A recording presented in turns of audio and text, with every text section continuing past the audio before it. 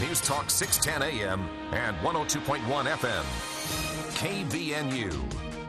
KBNU News Time is 4:05. I'm Bill Walter with this news update. Brought to you by the Duck Hunter. Fire crews in Brigham City battled a fire at a shed during the early morning hours on Saturday. Brigham City Fire Department said the call about the fire at 3000 North, 2650 West came in at approximately 5:40 a.m. KUTV reports that when crews arrived, they said the fire was spreading to an adjacent home, and a parked truck nearby was also on fire. No one was home at the time of the fire. Crews said due to gusty wind conditions and limited hydrants, the fire was difficult to contain and put out. At 7 a.m., all crew members were able to safely extinguish the flames. According to the Brigham City Fire press release, there was an estimated cost of damage to be about $175,000. In total, units from Corinne, Willard, and Tremonton responded to help fight the flames.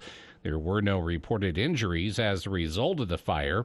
An investigation into what started it is ongoing. KBNU News Time is 4:06. KBNU weather. For tonight and early tomorrow, we do have a hard freeze warning in effect from 3 a.m. to 9 a.m. on Tuesday for sub-freezing temperatures as low as 25 degrees expected. Coldest temperatures are expected across the Cache Valley. Hard freeze warning is in effect for the Utah portion of the Cache Valley and also eastern Box Elder County. Overnight low tonight in the upper 20s. With southwest winds 10 to 20 miles an hour early this evening. Sunny, warmer upper 50s tomorrow, and then sunny lower 60s for the high on Wednesday. Right now, we have 48 degrees at KBNU. KBNU weather brought to you by Roof Rescue. Most of us don't think about our roofs until we see shingles on the ground or water drips through the ceiling. Keep your roof in tip-top shape by working with Roof Rescue. They'll take the time to assess, explain, and work out financial obligations with your insurance. Roof Rescue, providing watertight peace of mind. Did you just build a home or remodel your current home? Well, if so, John at the Duct Hunter says you should have your heating ducts cleaned as soon as possible and change out to a high-quality furnace filter. The dust from construction, sawdust, drywall, and more is sitting in your duct work. Your furnace filter is probably clogged. You'd be surprised what John has found in air ducts, toys, construction debris, and rodents. Let the Duct Hunter clean the ducts today. Call for a free consultation. The Duct Hunter, 770-4813. We are the Duct Hunter. Breathe better, save money, protect your home. We are the Duct Hunter. KBNU News Time is 4:08. City of Mill Creek was given a $200,000 Utah Outdoor Recreation Grant earlier this week for the climbing wall that will be placed on the northeast corner of their new City Hall, which is currently being built. Once completed, Mill Creek City Hall will have the state's tallest outdoor climbing wall. The wall, which is being developed by firm Vertical Solutions, will rise 81 feet vertically on its north and east sides with a 55-foot high Olympic standard speed climbing wall on the south side. About half the building expenditures will be covered by the state grant. The city will put out a request for proposals for a climbing gym or company to run the climbing wall. The National Governing Organization of Competition Climbing in the United States, USA Climbing, recently relocated from Boulder, Colorado to Salt Lake City. They are optimistic about the region's capacity to help future Olympians train. And the Ogden Police Department is investigating a Saturday night shooting that left one person injured. According to a statement from Ogden Police, officers responded to a report of gunshots just before 8 p.m. KUTV reports that the incident happened on the 700 block of 5th Street. Police found a 19-year-old man with a gunshot wound to his leg. The statement from police says the victim was transported to McCady Hospital with non-life-threatening injuries. The investigation is ongoing. No suspects have been identified. KBNU News Time is 4:09. For more details on these and other stories, visit CashValleyDaily.com. Stay informed. Stay connected. News Talk KVNU, 610 AM, 102.1 FM, and online at 610kvnu.com. This is the big one. The annual Makita Spring Sale at Industrial Tool and Supply is May 13th from 10 to 2. This huge event is held only once a year. Prices on Makita tools are at their lowest. Check out these Makita Day specials, including bare tools starting at $70, 10¼ inch 40-volt XGT saw, $469. Get free goods with purchase of select items. Talk with Makita reps on site. Hurry, stock is very limited. You'll find what you need at Industrial Tool and Supply in Logan. Hi, this is Gordon Deal. Tuesday on This Morning, America's First News. As you've heard, companies are more outspoken these days on political and social issues. So what will they do with abortion now front and center? Also, there's plenty of jobs, but Americans are still gloomy about the economy. Hear the issue besides inflation that's weighing on our minds. And can driving in eco mode really help you save on gas? Tuesday on This Morning, America's First News. From 4 to 6 on News Talk KVNU, 610 AM and 102 FM. Your station for news and talk. Hey, this is Grace Gosted. I'm a singer-songwriter, and like many, I've been traumatized by years of bullying. You're ugly, you're stupid, you're gay, you're worthless. Bullying causes real harm and can result in severe long-term depression, anxiety, addiction, and even self-harm. I created the Black Box Project for anyone who has ever felt different for any reason. Go to theblackboxproject.org to help you take the first step to healing. You are not alone. For the people. We are waiting with bated breath for news from the Cash Republican Party meeting an executive committee tonight. With Jason Williams. And I'm really excited about this next segment. We have two guests here in studio. We're going to talk about something that we've talked about many times here on the show, but from a bit of a different angle. Weekday afternoons from 4 till 6 on News Talk KVNU, 610 AM and 102 FM.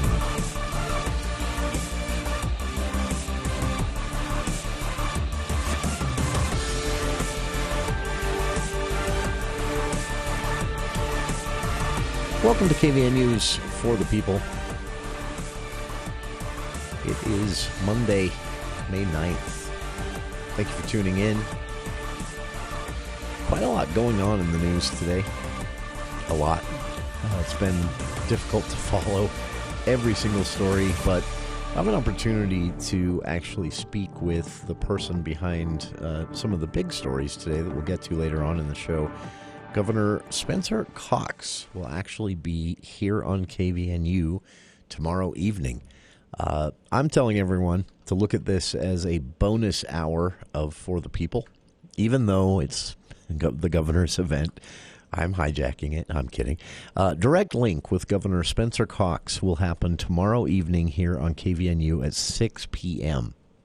This is a rare opportunity for us to do this back-to-back.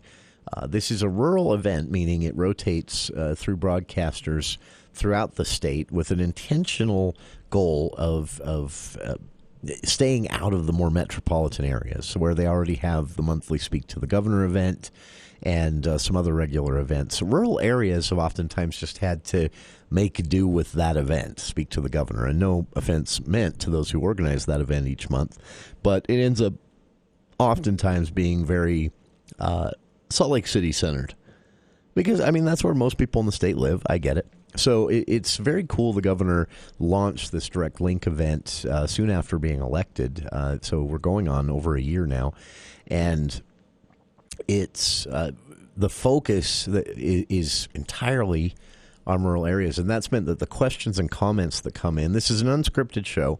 The governor will do a brief introduction. He usually has a 3 or 4 minute statement he'd like to make about something that he's currently focused on, and then we open the phone lines up, and it's a free for all after that. So the questions are great, and again, they're so different than what you'd hear on something coming out of the Salt Lake markets, media markets, because they're entirely focused on rural areas. So an honor to be able to do this in general, but to get to do it back to back, I'm pretty excited. It does mean, though, Bill, I have to wear a collar to work tomorrow. You're sitting there in a collar right now. Yeah, well, you can't borrow it. Sorry. No. Yeah, you'll have to get your own collar. That's right. Yeah, I have to wear a collar to work tomorrow because the Zoom is not public, but everyone involved, all the broadcasters that are involved in this, that will be re-airing it on their own networks and stations throughout the state. Everyone's in a Zoom, so the governor can see my face as I'm asking him these questions and things like that. So our listeners, since we're hosting this again, our listeners get a little advance notice. If you'd like to be sure to get a question in, email them in today or tomorrow, sometime before 6 o'clock, because where I'm moderating the event, I have the bully pulpit, and I can interject the questions that come in through email rather than having to sit on hold and hope that there's time for your call. Shoot them in now. I'll make sure they get asked. Don't tell anyone else, but I'll make sure for Cache Valley and for Box Elder and Rich counties, if you're listening there, I'll make sure that your calls, your questions get asked. So shoot those questions in at kvnuftp@gmail.com. And a little spoiler here. The governor doesn't know this unless he happens to be listening right now, or unless one of you listening tips him off. But we got a question from a listener that I'm excited to ask during the Direct Link event tomorrow, because it's a pretty atypical question, but it's also going to be interesting to see the governor respond. Last week in the news, there's this, Gallup and, well, they team up with somebody. I forget now. Morning Consult. Gallup and Morning Consult do an annual poll every year. Well, actually, I think they do the polling 3 times a year, but they release the results once a year. And they basically just poll every state on a regular basis, registered voters, and ask them what they think of their current leaders, be it members of the state legislature or the governor. And then they just tabulate this. And the reason Gallup and Morning Consult like to do this is after you've done this for 10, 15, 20 years, as they've done, I think 30 actually, you get an idea of what causes public opinion to sway, what might be going on in that state that's causing popularity or lack of popularity for elected state leaders. But also, you get an idea of how federal events, news stories, and legislating process might affect popularity. So here's the fascinating thing about this Morning Consult Gallup poll as they've done it. One of the tradition, or one of the staple patterns that is held up in almost every collection of survey responses they've done for this regular polling over 20, 25 years. They've done this. One thing they found is that if things are a mess at the federal level, and I don't have an explanation for this, neither do they, but one consistent that they found is that if things are a mess at the federal level, people tend to have a more positive opinion of their state leaders, and vice versa. If things are cruising along pretty well at the federal level, more often than not, you'll see public opinion dip in approval, at least, for state leaders. And this holds up in red states, in blue states. In red states, of course, popularity of state officials goes up when there's a Democratic majority in Congress or a Democrat in the White House. In blue states, popularity of state elected officials goes up when there's a Republican in the White House or a Republican majority in Congress. But that's something that you would expect. What's really interesting in this poll is that when there's a pandemic and the current leaders seem to be fumbling it, as many people felt was happening in 2020 and 2021, popularity of state leaders went up in red and blue states. During recessions that have happened both on Republican watches, Democratic watches. Whenever there's a recession, and if it's short, everyone's okay. We all know it's going to happen, right? If it's prolonged, that's when support for state leadership goes through the roof, and federal leadership bottoms out. And that makes sense as well, too. The longer the suffering, the more irritated people are going to get. So it's a really interesting dynamic. Anyway, that's the longest setup ever for this question I'm going to ask the governor. Governor Cox, in this approval polling that was done by Morning Consult and Gallup, came in higher than Governor Herbert. And Governor Herbert, I think, set some records himself as far as popularity goes. The question simply is, do you have a favorable or unfavorable view of your current sitting governor? And then there's some follow-up questions, like is there a reason that you'd like to expand upon? Is there something that makes you feel this way or that way? And we'll get into that, but we're going to ask Governor Cox tomorrow to speculate himself. And this is going to be a surprise to him. You'll know because you're a regular listener, right? But the governor doesn't know. We're going to ask this question. So we're going to ask the governor. We're going to bring this up. I'm going to bring this up. I'm going to say, okay, so you just actually scored higher on this approval poll than even Governor Herbert did. And Governor Herbert set some records. Very popular governor. Governor Cox appears to actually be impressing people more. I'm going to ask the governor to speculate as to why he thinks he's popular in the state of Utah. It's going to be interesting to watch him respond. It's going to be awkward. It's going to make him uncomfortable, I'm sure. But I'm excited to hear this response. But some other questions that have come in from our listeners for the governor. One listener wanting to know if the state is being careful. And this is a great question. If the state is being careful when it comes to the focus that the Great Salt Lake is getting right now, which the listener who sent this in said, I'm glad for that. I hate seeing the lake has shrunk. And also, we're seeing a lot more toxic dust in the air from that lake bed. It melts our snowpack faster. It's bad for the lungs. I'm glad there's a focus on doing less to deplete every year the water levels in the Great Salt Lake.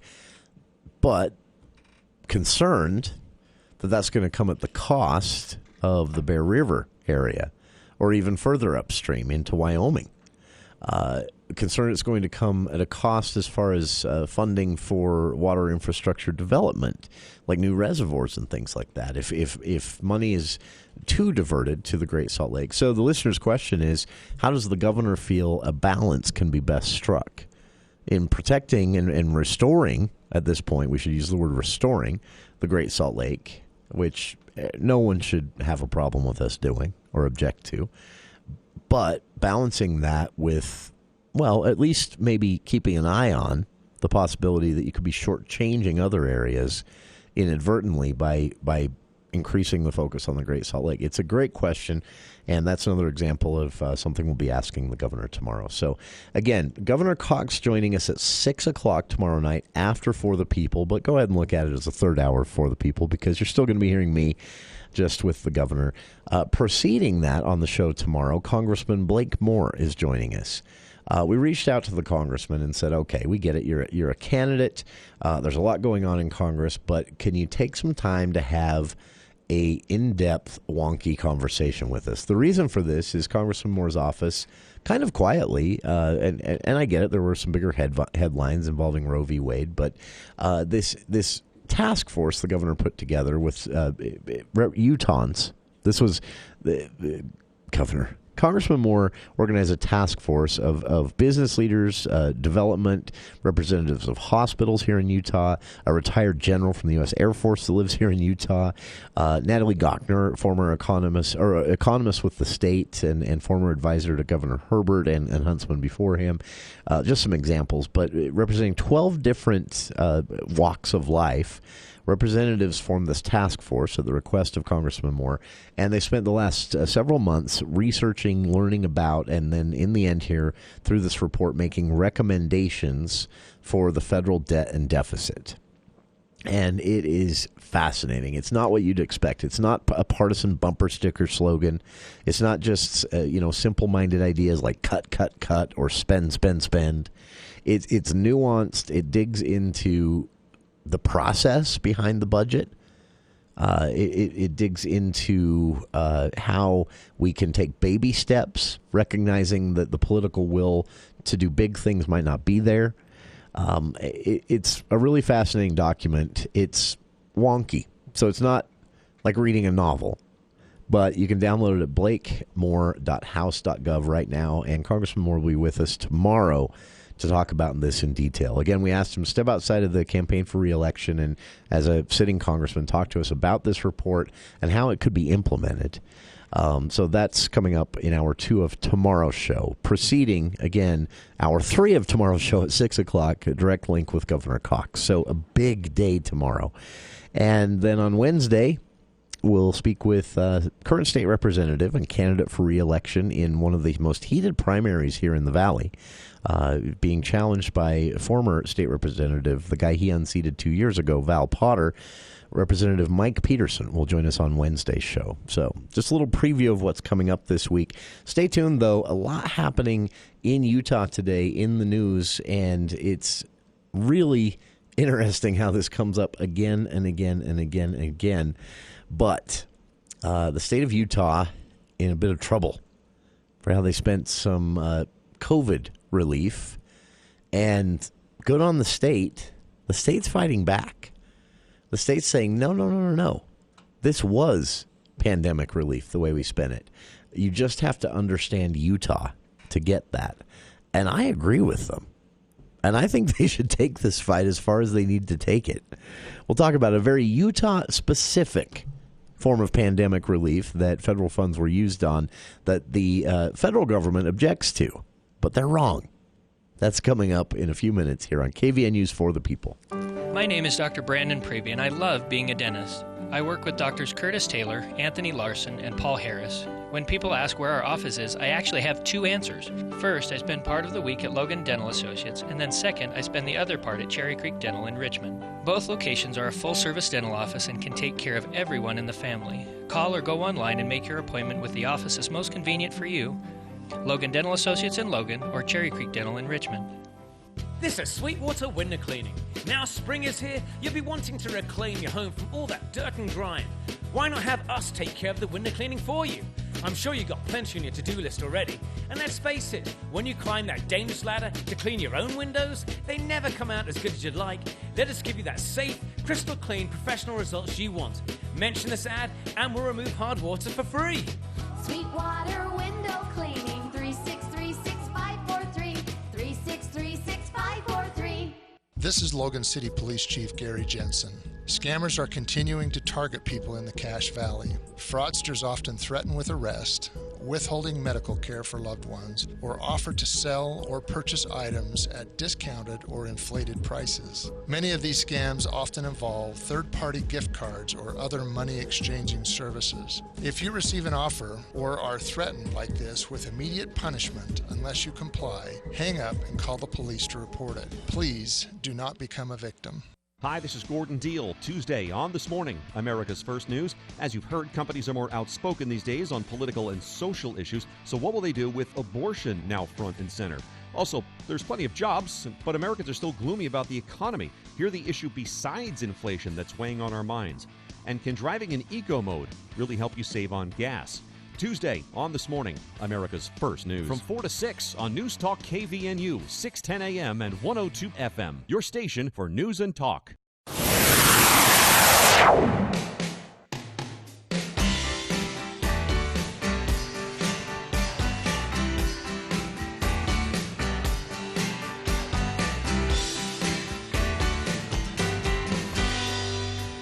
Our friend Paul Miro in the news. I remember Paul. Yeah. Paul Miro, former president, longtime president, I think longest-serving president of the conservative Sutherland Institute think tank based in Salt Lake City, frequent guest here on our show, contributed to the show for more than 10 years via the Miro Moment and time in studio and time by the phone. I want to throw this out too. A personal friend. He and I just... There was something about his consistency, whether you agree with him or not, something about his consistency and his dedication to his political beliefs that is just admirable and something you don't see a lot anymore, left or right. Hypocrisy is an understatement these days, I think, when it comes to a lot of ideologues, especially ideologues. And Paul is perceived as an ideologue because he's a staunch conservative, bordering on far right, but not quite going there. and on some issues, but he is consistent and he means it, and he can explain his reasoning, how he came to these conclusions. It's not just some bandwagon he jumped on, where he's out putting yard signs and flags in his front yard performatively. It's something he's lived, and that's why when he writes a column like this, it gets eyeballs, because Paul is also, a well-known figure within the LDS Church, and has been a longtime defender of the church. So one of the most controversial things that happens here in Utah is the LDS Church getting involved with public policy, and they're really careful about it. But there are those who make the accusation that the LDS Church actually calls the shots, that even if they don't directly lobby every lawmaker on some bill that is maybe contentious or dealing with a social issue or whatever it might be, makes a call, to the church to get the okay. I personally have never witnessed that or experienced that. I believe it's something that people believe happens, but probably doesn't. Because in the legislative process, there are a lot of checks against that, primarily the fact that there, in the House at least, are 70-plus members. So even if one or two are doing that. But others say, so what if they are? And I actually am in this school of thought. Many people say, so what if the LDS Church is lobbying? Obviously there are certain rules. If they're directly lobbying, religious organizations can't do that, so it would be illegal. But having an opinion, weighing in on legislation, I don't have a problem with any religious organization doing that. No one should. They're free to have an opinion. Yes, in Utah, that the opinion of the LDS Church is going to matter a lot more, as we've seen repeatedly, than, say, a statement from the Catholic Diocese in Salt Lake, because it's Utah, and the predominant religion is Mormon. So I get that. And it does mean things are a bit imbalanced when you say something broad like religious organizations weighing in on legislation. Obviously, one religious organization is going to have a lot more sway. But I don't think it's wrong for them to do it. I don't think it's wrong for any religious group to do it or organization, be it an official church or just a group of people in a Bible study that have given the Bible study a name. I think it's fair for them to weigh in, to have an opinion. And so I've always rolled my eyes at the critics. But back to Paul and why he's in the news today. It was a column he wrote that's gotten a lot of attention. I've linked to it on our Facebook page.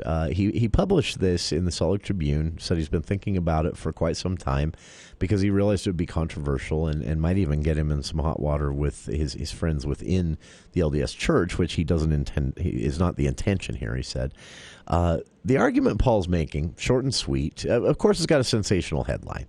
The headline is, the LDS Church should surrender its tax-exempt status. The subtext is, being free of taxation is not what makes a church or a person do the right thing. Paul's argument in this could best be summed up as saying, look, this is contentious.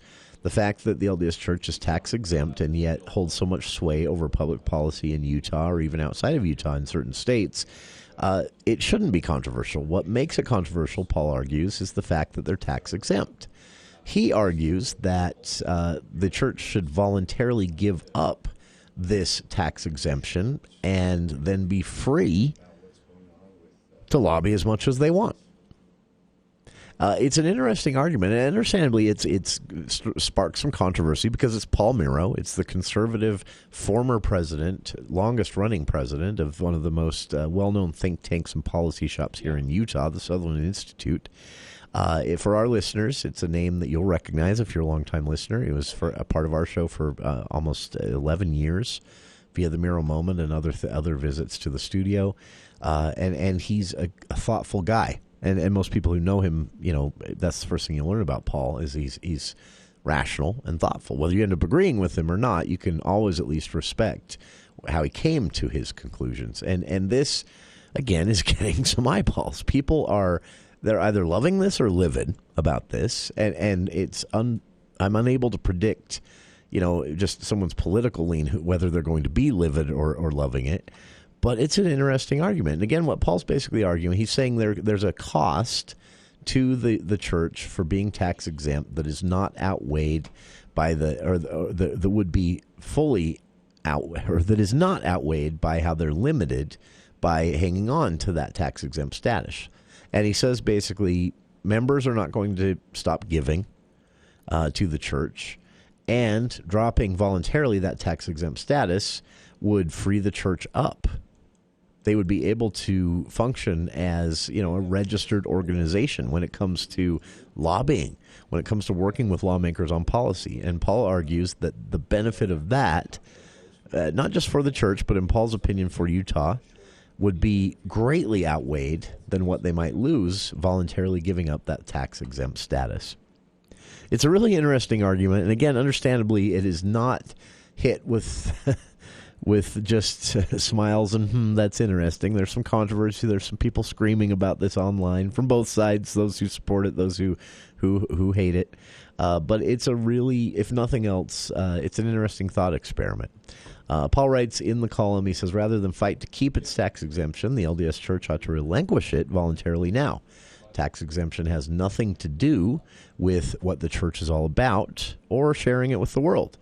But it does have very much to do with critics of the church who use it as a virtuous platform from which to attack us. It invites contention. He said faithful members will, quote, continue to pay tithing and make every other sacrifice for the work. Critics will remain, but without our tax exemption, their criticisms would only be opinions lacking a sense of legitimacy that comes with their warped defense of public good. It's an interesting read. I've linked to it on our Facebook page. I'm curious how our listeners feel about this. Check it out. Again, a column in the Salt Lake Tribune via Paul Miro, former president, longest-serving president of the conservative Sutherland Institute. And he has written that, in his opinion, speaking as a member and a defender, Paul says, the LDS Church should voluntarily surrender its tax-exempt status and feel free to lobby on legislation and other things without criticism. I've linked to it on the Facebook page. We'll be back with more of KVNU's For the People after this look at the news with KVNU's Bill Walter.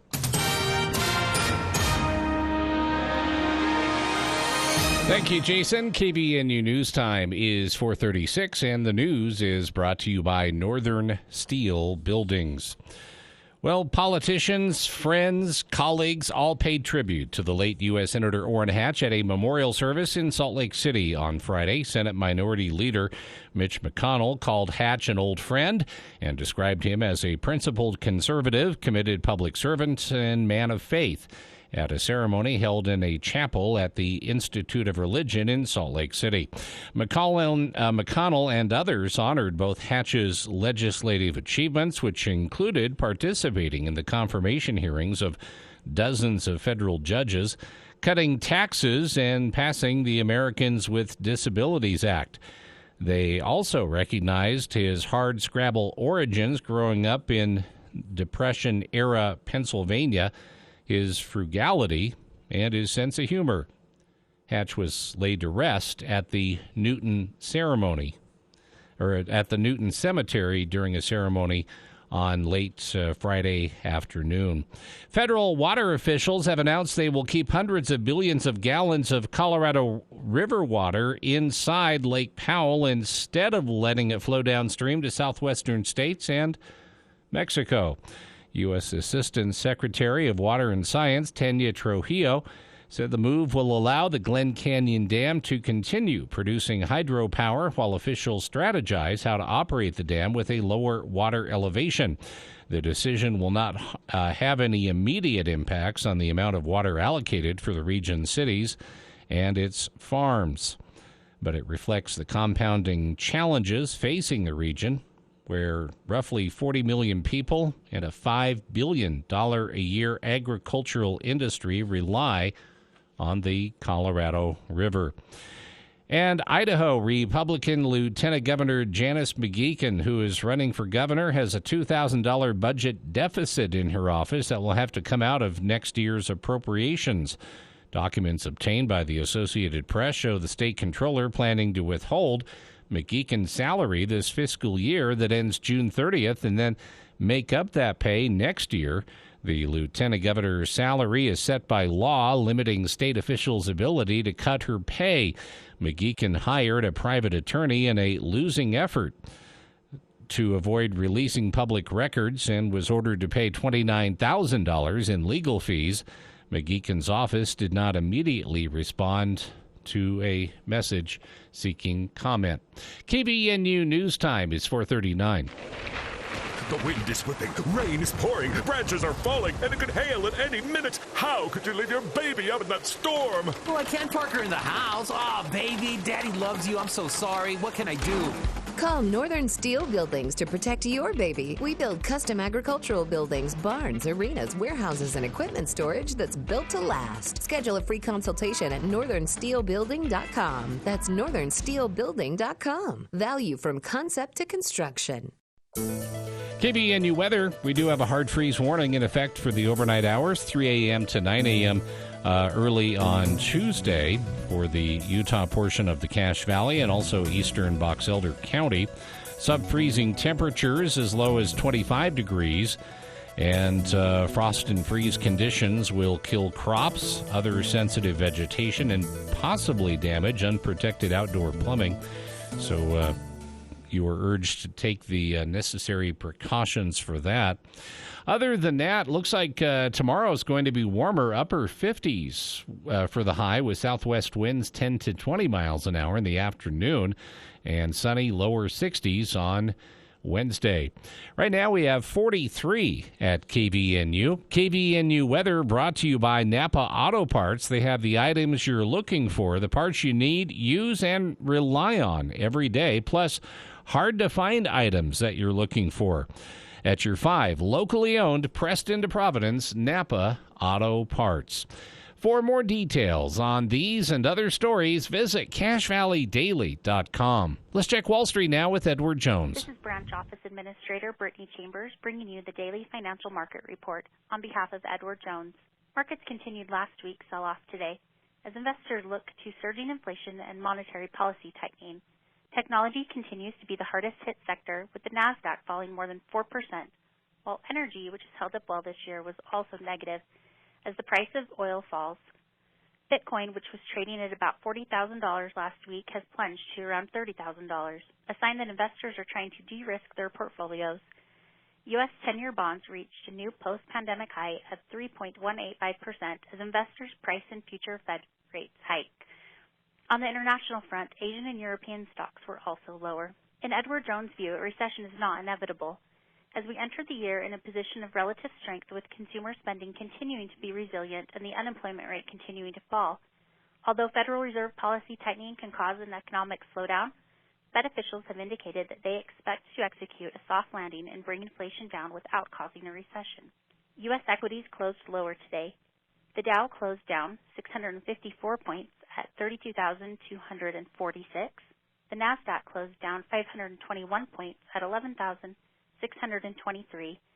The S&P 500 closed down 132 points at 3,991. And in the bond market, 10-year Treasury yields are trading at 3.03% lower by 0.1 percentage points. In stocks of local interest, Home Depot is up $2.72 to $297.03. Lowe's is up $3.78 to $196.07. Nucor is down $6.52 to $130.03. In commodity markets, the price of crude oil was down $7.44 at $102.33, and the spot price in gold was down $30 to $1,852.80. This has been today's Financial Market Report, brought to you on behalf of Edward Jones, member SIPC, serving individual investors with personalized attention and financial advice with offices in Providence, Logan, and Smithfield. Daily commentary is also located on our website at edwardjones.com. If you're near retirement or thinking about retiring, you probably have questions. How do you make your savings last? How much should you take out and when? You're ready for retirement, but are your finances? Your Edward Jones financial advisor can help you build a strategy to help your finances keep up with your needs over the long haul. You've done what it takes to get there. Now it's time to make the most of retirement. Visit edwardjones.com or stop by your local Edward Jones office. Edward Jones, member SIPC.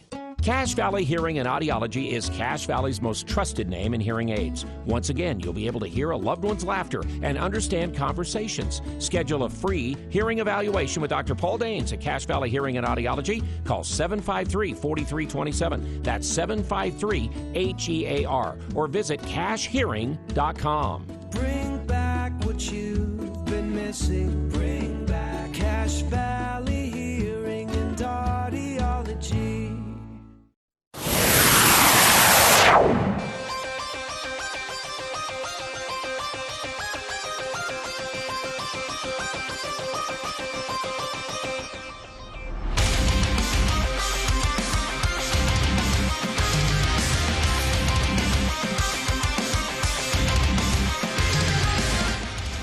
Welcome back to KVN News for the People.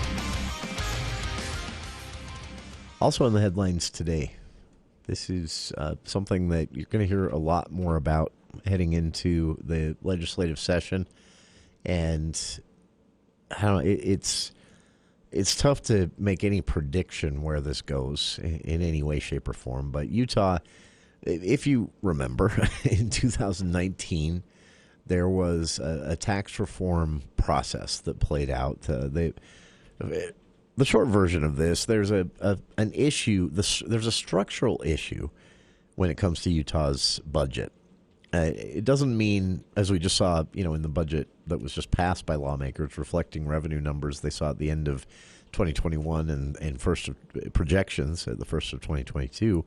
It doesn't mean the state's going broke, or it doesn't mean that there's an issue with keeping the lights on, even bare minimum expenses to run the state. It's nothing like that. What it means is that continuously projections, analysts, and lawmakers' own experience, they're running into again and again the simple fact that consumer behavior is different than when a lot of these budgeting mechanisms and funding mechanisms were created. The best example, even though it's as former Senator Lyle Hilliard used to tell us when he was here in the studio, it's a bit of an oversimplification.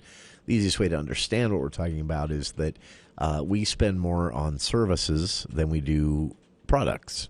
And this isn't just a Utah thing. This is a nationwide trend.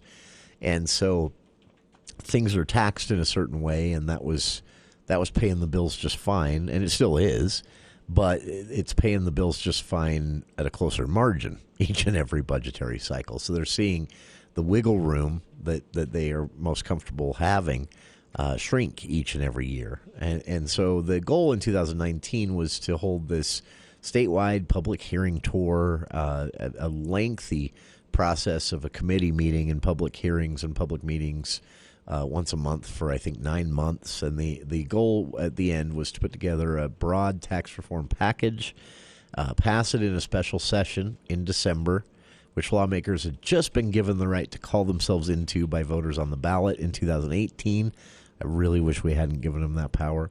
So the governor didn't even have to be involved in this one. And then they passed the bill, and it blew up in their faces, primarily because the bill sought a raise, a small increase, but still a hike in food tax. And people were livid. And it's a sound argument they make. Food is the one thing people can't cut from the budget. I would also say housing, health care, air, water, things like that are also things that are, very difficult, if not impossible, to cut from the monthly budget, regardless of what's happening to the revenue streams. And so that offended people. And there was major pushback. There was a referendum that was launched, and that referendum, within a matter of weeks, even through the holidays that year, had collected so many signatures that in early January, before the legislative session had even begun, lawmakers said, "Our bad. we're repealing this. And then they did. And then nothing has been said about it since until this year. So a big part of that, of course, is the pandemic. Just a few weeks after lawmakers repealed their own bill, their own tax reform package, scrapping a year's worth of work, they said we'll be getting back to this one. We'll be taking this back up after the session. Well, then of course COVID-19 hits. The pandemic begins here in Utah mid-March, just a week after the legislative session ends, in the week after, and 2 years go by, basically. So it was kind of quiet. It didn't get a lot of attention. It did get a few reports in the Deseret News and the Salt Lake Tribune, and we talked about it here on our show, but it didn't make a big splash statewide. It was this quiet firing back up of that process. And so what does it mean? Well, obviously lawmakers are going to be wary of, I would guess, wary of a big package like they tried to do in 2019. I think that was what made it hard for them to explain and defend, because it was so big and broad. It was they're dealing with the nuts and bolts of the state budget. Much of it couldn't be translated into. We had former Senator Lyle Hilliard in here for an hour one day talking about this, and it was enlightening. It was educational. It was complex, and I think anyone listening for that full hour probably left with a bit of a headache, though a lot smarter about the state budget. So it was difficult for them to explain and translate into sound bites in a short news story or a short printed story even, and I think they're going to be wary of that. So I think what we're going to see as this task force begins its work again, first off, the task force has not been officially rekindled, in that there is some argument as to whether it can be. There was some argument during the legislative session as to whether it can be, but the same people involved, the same players, sans Senator Lyle Hilliard, who has since left the legislature after more than 3 decades of work there. It will be new faces and names, and some old faces and names, but the same group basically getting back together and what is the phrase, Bill, in music when the band gets back together? I can't remember. We're getting the band back together. Yeah. Anyway, I don't know. They're getting the band back together, and this will be coming up. But they're going to be doing it in a piecemeal kind of way. The reason this is worth paying attention to, though, some things that are still on the table. Obviously, an increase in the sales tax on food is not going to be on the table. I think they've learned their lesson there, at least for a decade or so, when they try it again. We saw a significant, though not as significant as lawmakers would like you to think, income tax cut last year. So that's probably not going to be on the list of options, an income tax increase in any income tax bracket. So what does that leave as far as this interim work begins? What might we see show up in the next legislative session? We're going to see some ideas that weren't extremely unpopular, except in the business, the tech business community kind of stepped on their own shoes quite a bit over this one. But there was at one point a proposal to tax certain software services as things get have gotten more cloud based. We're in a world now where people, instead of buying, a software installation discs that you pay a sales tax on, that you're subscribing to a service for storage, for maintenance and management, for security analysis of your website and online store, that type of thing. Used to be big money as far as software purchases go. It isn't anymore. Now it's big money as far as subscription services go, and Utah does not tax those. So there's a proposal to change that, to impose some sort of sales tax on that. I would guess that probably comes back up in this. And the Silicon Slopes crowd just lost it over that, saying that, it would just kill all these businesses. And here's where I get a little cold-hearted. If a 4 to 6% sales tax is enough to kill your business, something was going to. So I find that to be a bit of an excuse from the tech crowd. So I guess that would come back up. I think, though, what most lawmakers are going to be focused on, and here's where I really hope our listeners pay attention. Here's where, if you're in business, if you're in any way involved with local area business, whether it's real estate, construction, IT, doing hair, teaching, I don't care what, some sort of daycare teaching scenario. I don't care what profession or industry you're in. One of the things that lawmakers are going to be looking at is tweaking, doing away with, eliminating what is basically 50 years plus of sales tax exemptions. This did come up during the 2019 debate. Former State Senator Lyle Hilliard was a supporter of that, but the committee as a whole didn't really want to go there. There was testimony by a representative of the State Tax Commission, former state lawmaker actually, that said, when asked during one of these public hearings during the tax reform discussion in 2019, he was asked, does anyone know how many state sales tax exemptions are there? And what are we getting for those exemptions? And the response was a shrug. No one knows. It's kind of like a lot of the problems with that luckily have been, mostly slimmed down with the governor's office of economic development. It's a good idea at the time. It's a great idea at the time. And then it just goes on for years and no one knows if we're getting any ROI on it anymore. Same with sales tax exemptions. Some of these are 50 plus years old. Some were discovered to involve industries that don't even exist anymore. Others were discovered to be for businesses that are no longer employing a lot of Utahns, but they're still getting a huge tax break from the state. So there's going to be a look at that, and the list is long. One thing I can say, though, regardless of what industry you're in, you will be affected by this some way or another, either positively or negatively. So I posted a link on our Facebook page to a preliminary list that some friendly watchdogs of this firing back up tax reform discussion have put together of sales tax exemptions that have already gotten a bit of discussion. A good starting point for understanding how this will work. And again, regardless of the industry you work in, you will be affected by the elimination of sales tax exemptions one way or another. Maybe positively, but also maybe negatively. So keep an eye on this one, and we'll keep you posted as meetings actually begin to happen, which probably won't be until early summer. We'll be back right after this. My name is Gloria Nadal, and I chose Roof Rescue. They exceeded my expectations because they were able to follow through with the insurance company, establish a rapport, and ultimately the insurance company took responsibility and paid for my roof to be replaced. The products that they used were top-notch. My roof is beautiful. I would recommend them over and over again. My name is Gloria Nadal, and I encourage you to choose Roof Rescue.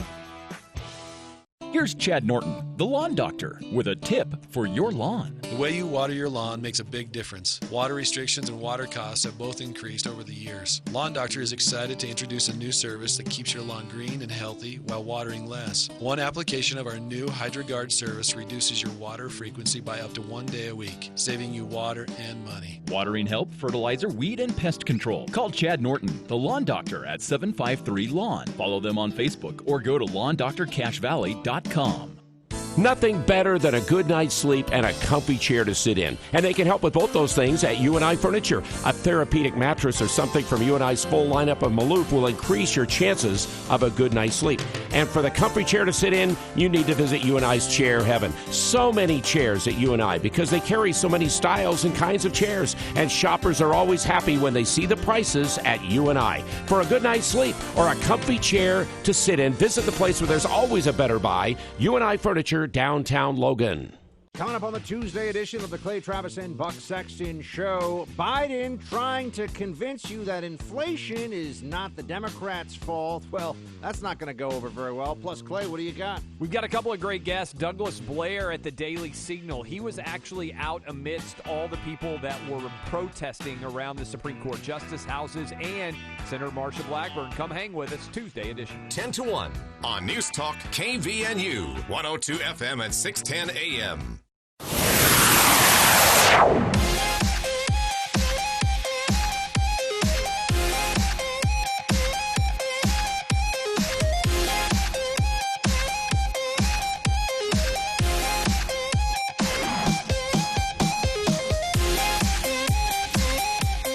That's our time for hour 2. Well, except for this. Just a funny story. Doesn't really mean anything. Bill, did you see the story from last week? Mitt Romney, Senator Mitt Romney from here in Utah. He's pretty famous. He ran for president. We've had him in the studio. We've had him in the studio. He commented on your shoes. That's right. He was a fan of my Star Wars shoes that I was wearing that day accidentally because I forgot he was coming in. Professional gig here. But video of that reaction, by the way, is still on our Facebook page. But Senator Romney, having been a former presidential candidate, he's very recognizable. People know what he looks like. And because of that, like a lot of celebrities do, he leaves the house in a disguise when he's going certain places. So that like itself, a funny mustache. well, that's what this is what's fun about it. So that itself is not too surprising. What has been fun though, people have been photoshopping various disguises on Romney's face, and his team has even gotten in on sharing some of these. They are hilarious. I've linked to some of the best on our Facebook page. We'll be back with hour 2 of today's show right after this here on